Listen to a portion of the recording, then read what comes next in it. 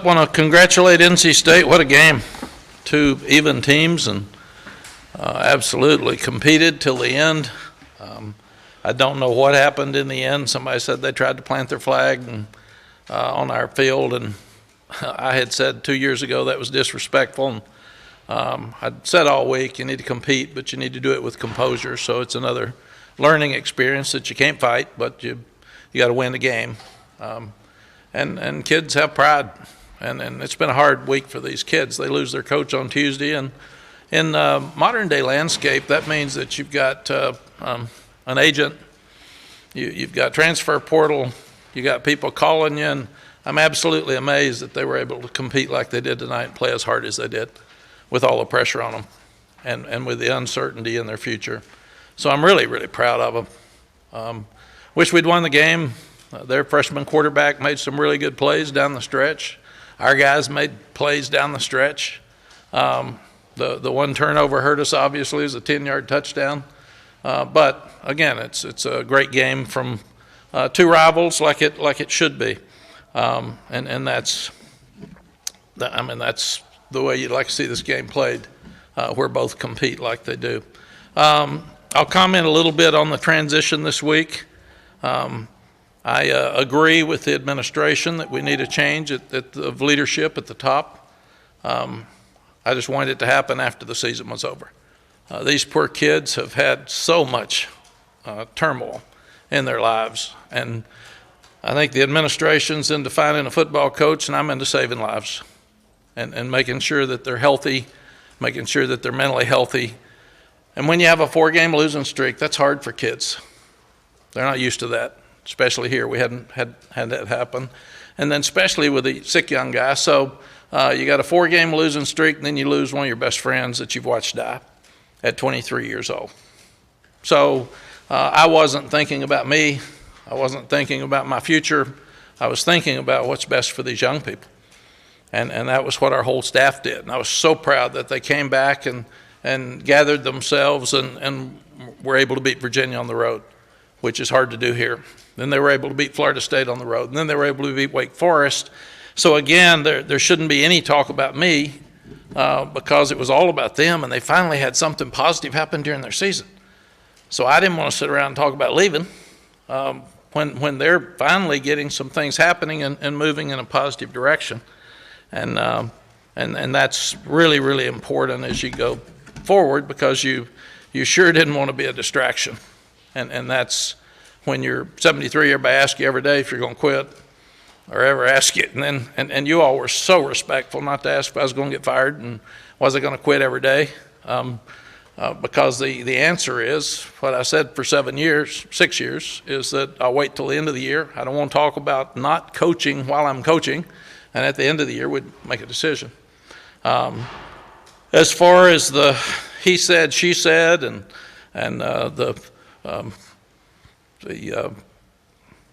what you'd call the source close to the university for a few of you, I don't need any of that. There were 3 people that talked about this, and it was me and John Pryor, who's our chairman of the Board of Trustees, and Athletics Director Cunningham.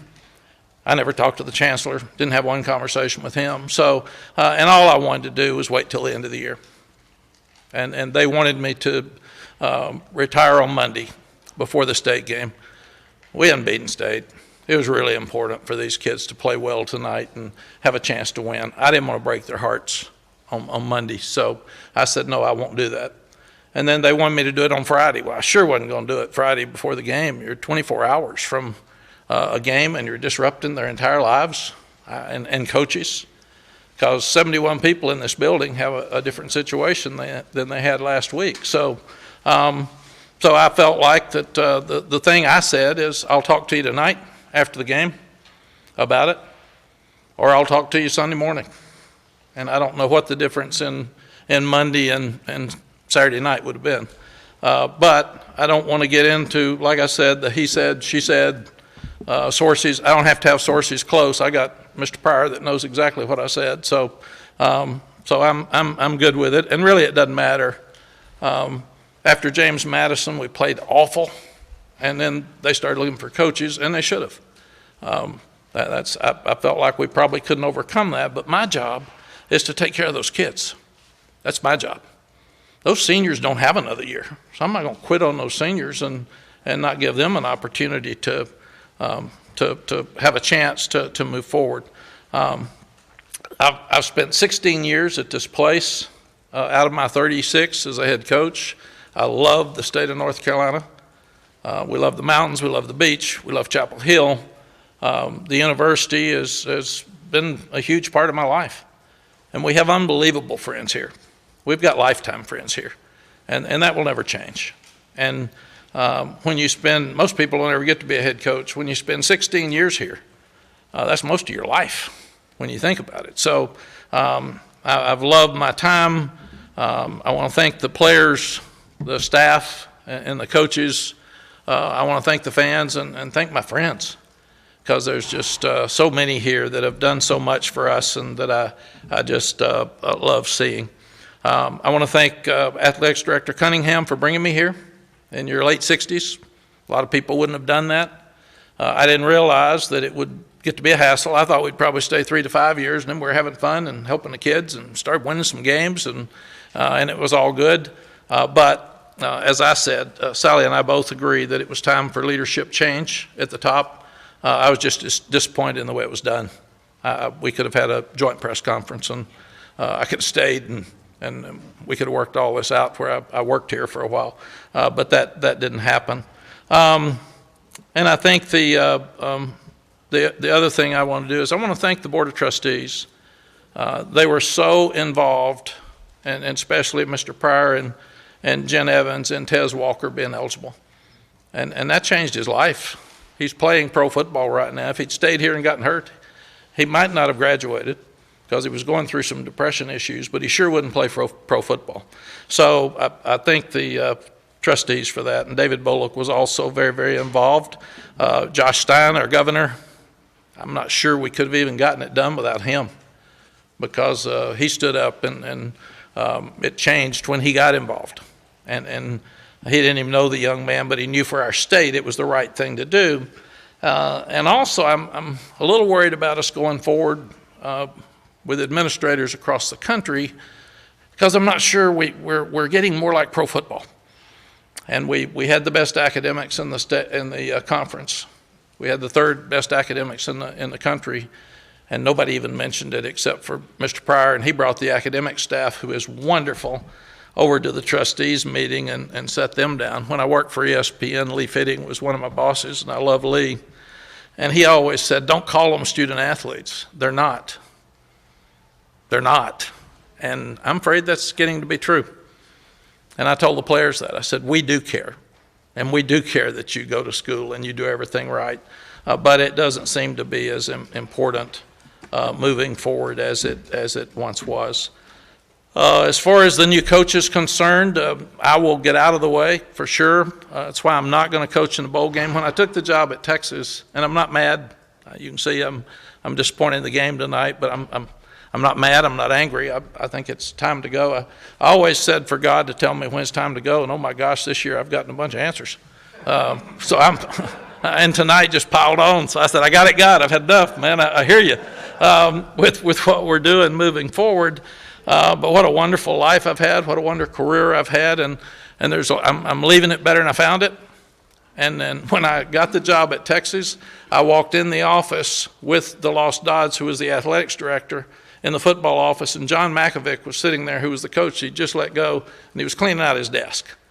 And that was really awkward. So my desk is cleaned out. I've learned. My phone's turned in. My keys are turned in. So I've got one more official duty, and that'll be for the senior dinner tomorrow night. And I'll hug up these seniors who have been through a lot. And Sally and I'll host them tomorrow night at 6, and then move forward with it. I'm sure, I told the kids, I'm sure they'll get a great coach. He'll have a better situation than we did with NIL because of revenue sharing. We had about $4 million. He's going to have at least 12. So that'll be 3-4 times much more money for the kids. So that should really help them. People have asked about transfers. We signed 26 kids 2 years ago, and not one of them got a penny. So all of them came out of high school here because they wanted to be here. So I don't see them transferring. Now, the money's different. We lost 3 or 4 recruits at the end this year, just in the last 2 or 3 weeks, because they got paid. And we asked them, and they said, I got paid. So, I mean, I got it. And that's the other reason that I think it's a great time for me to get out. This isn't the game that I signed up for. It has changed so much. If you think, since I've been here in 6 years, we went through COVID, which was very difficult for all of us. And I mean, trying to coach a football team when you don't even know if you're going to have one, and then you couldn't touch a football, and then you couldn't sit in a room together, and you couldn't meet together, and we go to the Orange Bowl. So I'm really, really proud of that, and proud of the way the kids handle it, because you take negatives and turn them into positives. And then we were recruiting really, really well till NIL came in, and we've really dropped off with our recruiting. And then transfer portal's not something that most of the academic schools are excited about, because it's hard to get in. So right now, I think it's a wonderful time for somebody else to come in and take over. And like I said, we're leaving it better than we found it. We've got wonderful kids. It's a good roster. There's some things they'll need to do in the portal. And I'm sure as the administrators, we're looking for a coach. They're worried signing days moved up, and the portal's coming pretty soon. So I get all that. I mean, I understand that they had to start looking, and it's funny, I know so many agents and coaches, they'd all call me and said, you know they're looking for coaches. And I'd say, yeah, I got that. I know that. So I'm not foolish. I knew that probably wouldn't be there at the end.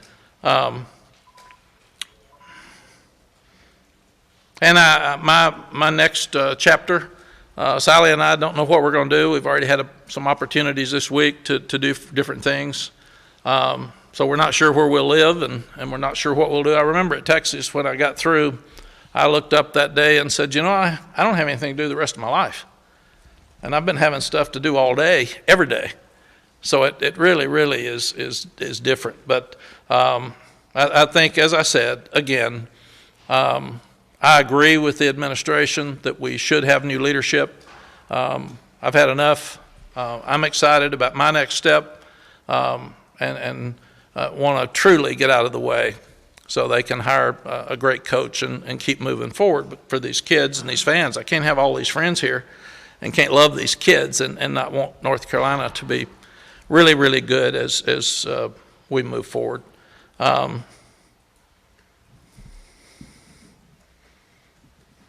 Can't read some of my notes. Well, I think the biggest thing is that I want to appreciate you all too and say thank you. Like I said, I've got friends in this room. I was in your business for 5 years. But I think the biggest thing is that you all are so respectful. You're very professional when I've met with you. You've asked me questions and allowed me to answer them. And Chip's grown up a lot. He's a lot better than he was when I was here before, when he was a young guy. I was probably worse too, Chip, as a young guy. And we need to start talking about when you're retiring, because you're getting older and a lot of people are asking. And you got to be careful with what you say too, by the way, because they'll take that and make it bigger than life as you go through. And again, I understand the change. I agree with the change in leadership. I was a little disappointed in the way it was handled, and that was the only thing. Nothing else from that standpoint. And what I'm going to do in respect of the administration at the University of North Carolina, because like I said, there's only 3 people that know what we're said. And I know John Pryor and I are on the same page. I don't know about anybody else. I don't know what anybody else is saying, but this should be through. They made a decision. They wanted to change. I agree with it. I didn't agree with the way it was done. That's simple. It's minor. But you all should start talking about who the new coach is, and not whether this was good or not in the past. So. But in respect to the University of North Carolina, I'm not going to answer questions tonight for the first time in my life, because we would have, it wouldn't be fair to the administration for me to answer questions without them sitting here to answer them as well. So love you, appreciate you. Don't call me. You won't be able to find me. I'll be somewhere playing golf or fishing, but I really appreciate all you've done, and appreciate the kids, and sorry that we lost the game. So.